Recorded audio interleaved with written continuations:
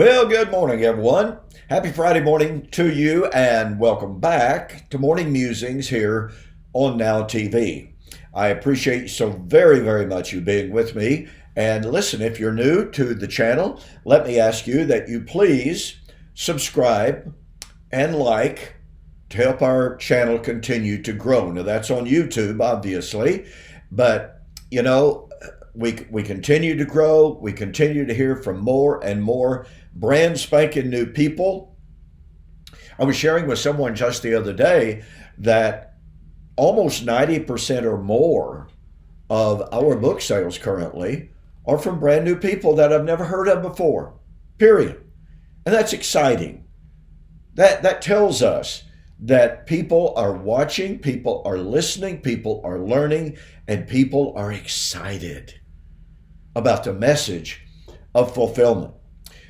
And we are continuing our study of the challenge of Christ. If you've never heard of the challenge of Christ, it's very clear, it's very plain, and it's undeniable. In John chapter 10, verse 37, Jesus, standing in front of a hostile audience, said, "If I do not do the works which my Father has given me, do not believe me. Believe me for my works' sake, not for my words." In Oklahoma and a lot of other states, we've got a saying, either put up or shut up. Well, that's sort of kind of what Jesus was saying. If I cannot put up, if I cannot do what I claim I'm going to do, hey, don't worry about me. Just dismiss me. I do not have to tell you, I don't think, that skeptics, atheists, unbelievers of all stripes, Jews, Muslims, all say that Jesus is not truly the Son of God. And if you think this is not a serious challenge, then you've got your head in the sand. Listen, in October of this year, if everything proceeds, I will be debating a man by the name of Richard Carrier, a professor, PhD, who says he was once a professing evangelical Christian, but because he read the Bible and saw Jesus making all of these predictions of his coming in the first century, and he knows Jesus didn't come back and put an end to human history, therefore Jesus lied or he failed. In either case, he is not the Son of God, and the Bible is not inspired. This is 2024. And last year, I had a debate with a man who said he was a minister in the Church of Christ. He likewise saw Jesus made all these predictions about his second coming, and that was going to be in the first century. And according to Mark Smith's view, he clearly didn't do that. Therefore, just like Mr. Carrier, Jesus lied or Jesus failed. The Bible is not the Word of God. I've been sharing with you now for a good long time here on Now TV that this issue is not going to go away. We're living in unprecedented times in which attacks on Christianity are growing. They're growing in intensity. Christianity is being persecuted in America like never before. It's astounding what's going on. And the government is not only allowing it to happen, but in some cases is leading the charge. We have to be able to do what Peter said in 1 Peter chapter 3 and verse 15. Sanctify Christ as Lord in your hearts and be ready always to give an answer. The Greek word apologia, which means a logical, reasoned defense. Apologia, apology, for the hope that lies within you. As Christians, we are not called upon to follow as sheep to whatever is popular of the day.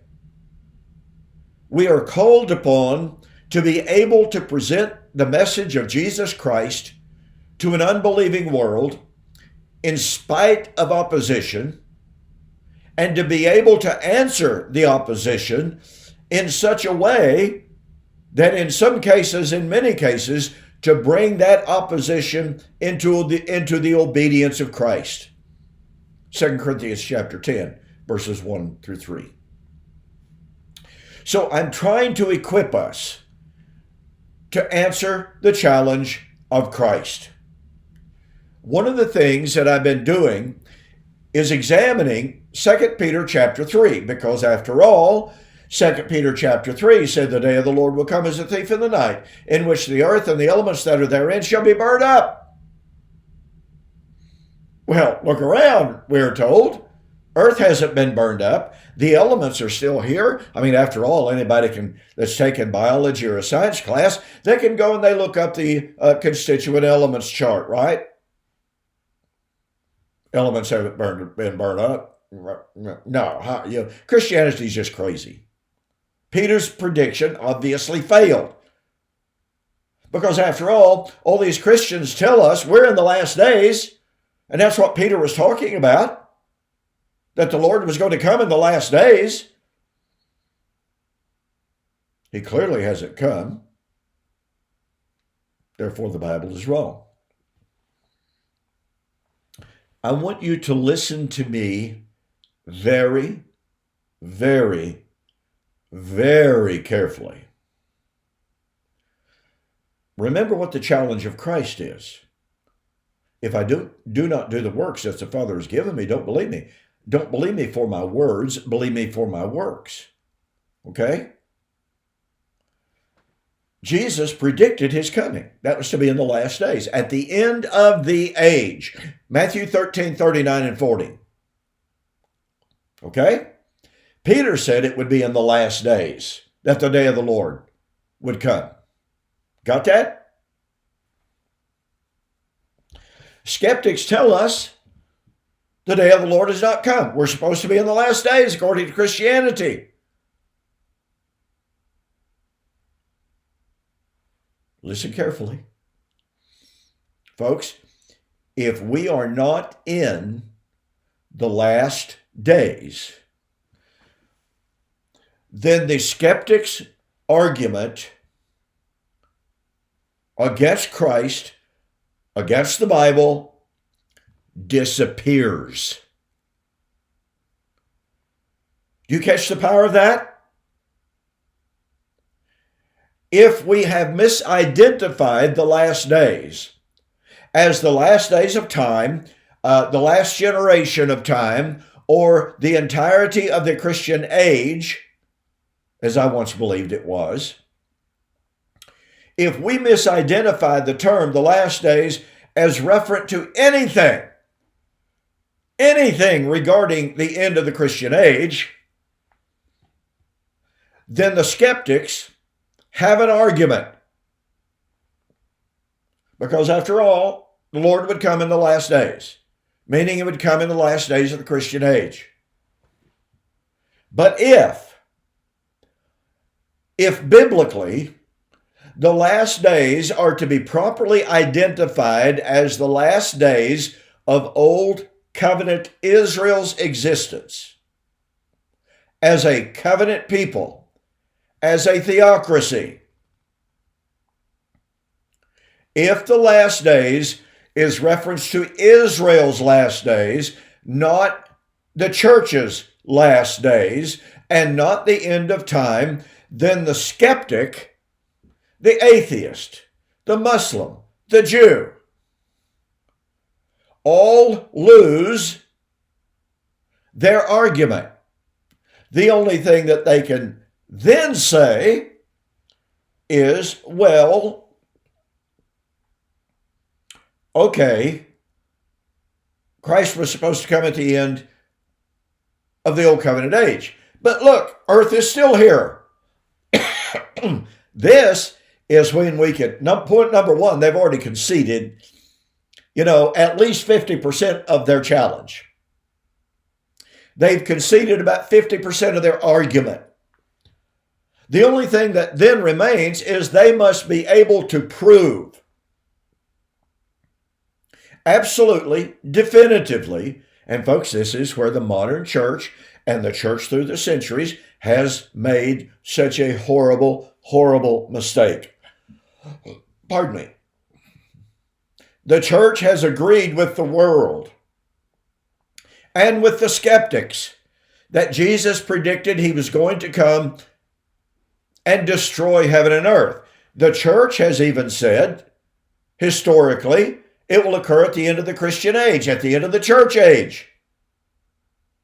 I've already shared with you repeatedly, the Christian age, if you don't get anything else, if you get this singular idea, this singular fact that is biblical, the Christian age, the church age, has no end. Okay? If the Christian age, if the age in which we are living right now has no end, well, let's see what that means. That means that there is no rapture. That's right. There is no rapture. Because when would the rapture take place? Oh, at the end of the church's age, because that's when the church is removed from the earth, according to dispensationalism. So, if the Christian age has no end, dispensationalism is destroyed. If the Christian age has no end, then to reiterate, the skeptics, the atheists, Muslims, etc., have no argument to say, oh, well, Christians are wrong because the Christian age is still here. And Christ has not come. Folks, the identity of the last days is one of the most crucial foundational doctrines and studies that a Christian can be involved in. I realized this years and years ago. It's why I wrote this book, The Last Days Identified. It has got, by the way, a contribution by my friend, John Anderson, who unfortunately passed away a few years ago. But the point of fact is, if we wrongly identify the last days, as I said last week in my video, if we wrongly identify the last days, our entire eschatology is going to be false. 98% of Christianity believes the last days refers to the Christian age. And 98% of Christianity is still looking for the end of the Christian age. And yet the Bible affirms over and over and over again, the Christian age has no end. Period. End of story. So let me say this one more time. They say that repetition is the key to learning. Since the Christian age has no end, we cannot be looking for the coming of Christ. Because the coming of Christ was to be at the end of the age, right? Again, Matthew 13, 39 and 40. So the coming of Christ was to occur at the end of the age, but the Christian age has no end. Therefore, the coming of Christ is not at the end of the Christian age. Boom. What was the saying just a year or so ago? Mic drop. That's why I say properly identifying the last days is the key, one of the many keys, to answering the challenge of Christ. Consider this. Now, let me urge you one more time. Please go back and watch last week's video on the last days. I believe that what I presented is absolutely a lockdown, iron wall argument against the Christian age being the last days. But here's something I want to share with you. And it's kind of a multi-part argument, to be honest about it. But when we go to the Old Testament, and by the way, in this book, Last Days Identified, and you can find this book on donkpreston.com or bibleprophecy.com. Just go to either website, go to the bookstore, and just type in the term, in a search, just type the term Last Days Identified, and you'll bring it up. You're not going to find another book like this, okay? So, here's what I do. In this book, I examine every major Old Testament passage that mentions the last days. And here's what I show. Every single one of those Old Testament prophecies of what was going to happen in the last days is talking about what would happen to Old Covenant Israel. It is talking about the fate of Israel. It is talking about the fulfillment of God's Old Testament promises made to Old Covenant Israel. Now, for those who are amillennialists and postmillennialists, who tell us that God was through with Israel at the cross, that God nailed the Old Covenant to the cross, I want you to consider the following. If God was through with Israel at the cross, and I well remember sitting at my desk one day, struggling with my own eschatology, reading Paul's statement in front of the Sanhedrin in Acts chapter 24, in which Paul said, now remember, we're talking about Paul in the 50s here, right? So 20 years plus after the cross, Paul says, speaking to the Sanhedrin, this I confess to you, that after the way that they call a sect, and he's been in front of the Sanhedrin, now he's in front of Felix, I guess. Always get their trials, Felix, Festus, and Agrippa sort of kind of confused. But nonetheless, he says, this I confess to you, that after the way which they call a sect, so worship I the God of my fathers.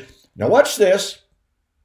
Believing all things that are written in the law and the prophets, that there is about to be resurrection of the just and of the unjust.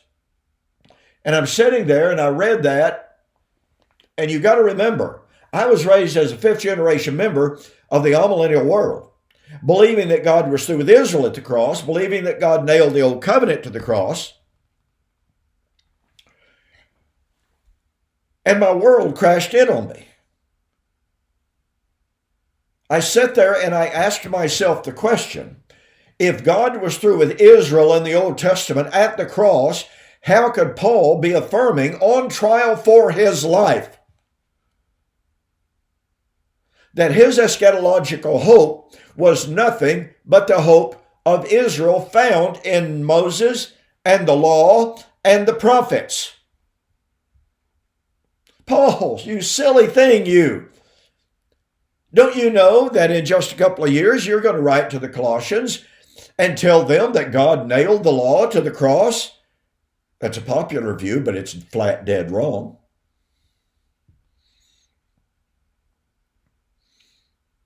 So Paul, you're just confused, man.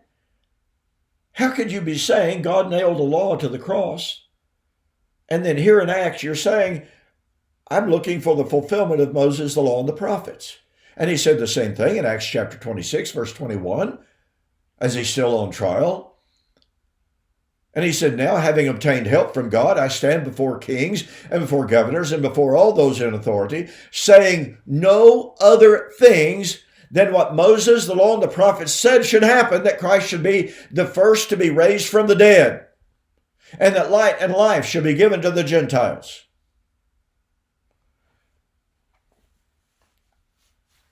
Once again, Paul, you're just so confused, brother. Yeah, you shouldn't be preaching the fulfillment of God's promises to the resurrection found in Moses, the law, and the prophets, because we all know from your own writings, God was through with Moses, the law, and the prophets at the cross. Just recently on YouTube and Facebook, I've been having this exchange with a guy who claims to be a preterist. I don't think you can hold the positions that he does and be a preterist. He claims to be that nonetheless. But he said, quite emphatically, God nailed the law to the cross.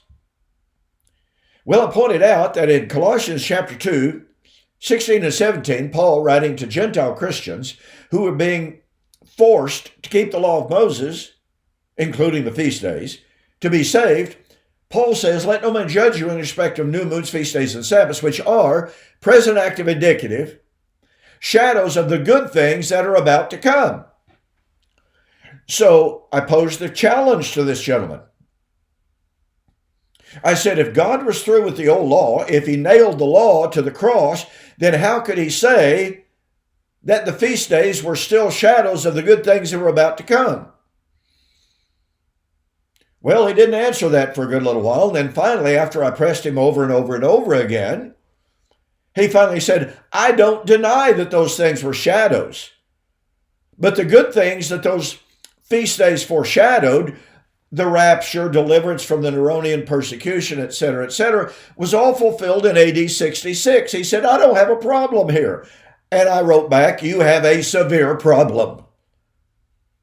You cannot affirm that the good things that the feast days foreshadowed would be fulfilled in AD 66 and at the same time say God nailed the law to the cross. This is a massive contradiction. It is unavoidable. It is irrefutable. It's undeniable that you cannot say the law was nailed to the cross and then affirm that the law was fulfilled in AD 66.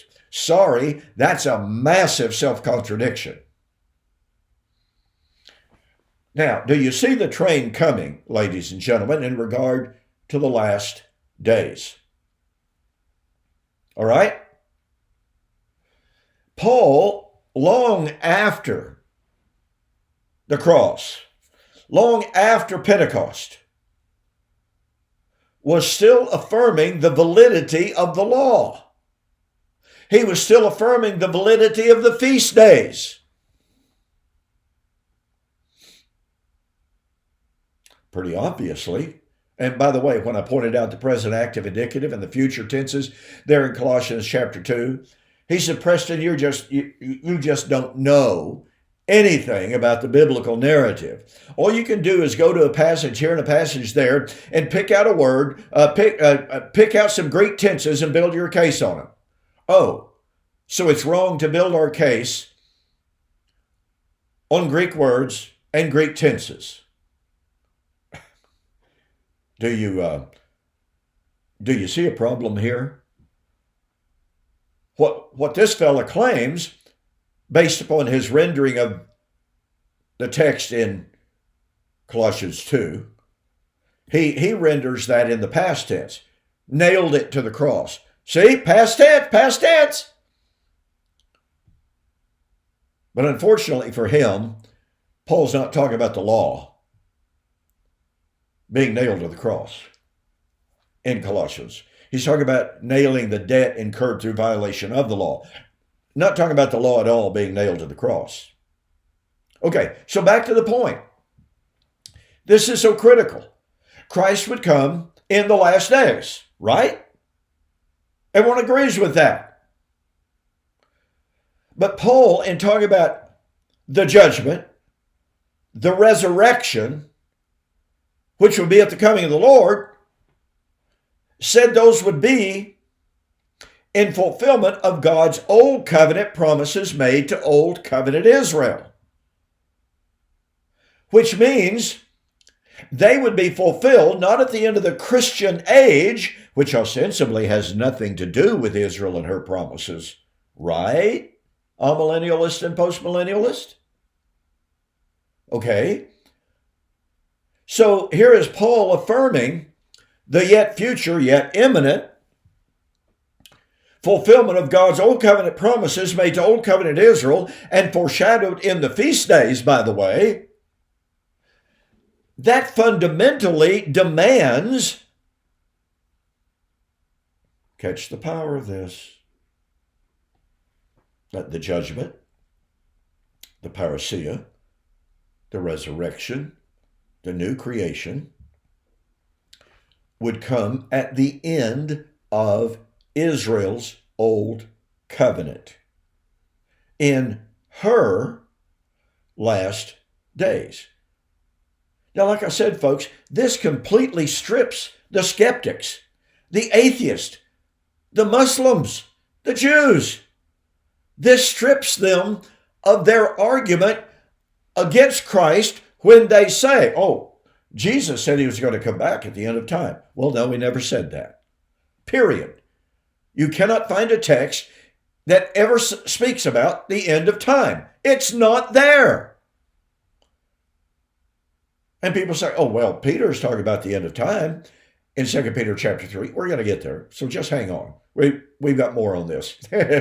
But nowhere does the Bible use the term or the idea of the end of time. It is always about the end of the old covenant age of Israel, the age of Moses, the law, and the prophets. Let me close on this, and you may think this is sort of kind of off topic, but I've got to hurry here. In Matthew chapter 17, Mark chapter 9, we see the vision of the transfiguration.